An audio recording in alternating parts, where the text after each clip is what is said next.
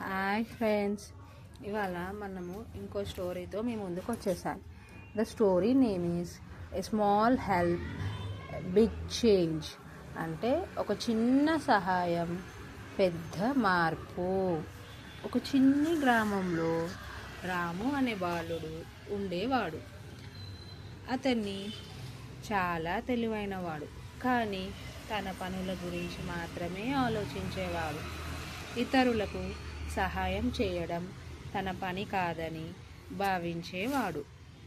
ఒకరోజు పాఠశాలకు వెళ్తుండగా ఒక వృద్ధుడు రోడ్డుపై భారమైన సంచి మోసుకుంటూ ఇబ్బంది పడుతున్నాడు.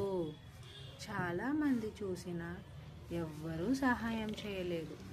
రాము కూడా మొదట వెళ్ళిపోవాలనుకున్నాడు, కానీ తన గురువు చెప్పిన మాట గుర్తుకు వచ్చింది.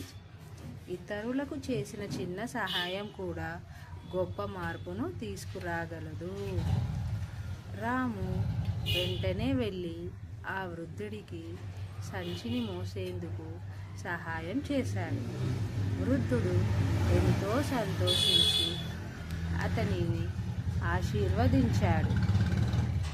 కొన్ని రోజుల తర్వాత రాము ఒక పోటీలో పాల్గొనడానికి పక్క గ్రామానికి వెళ్ళాడు. మార్గం తప్పిపోయి ఇబ్బంది పడుతున్నప్పుడు ఒక వ్యక్తి వచ్చి సరైన దారి చూపించాడు.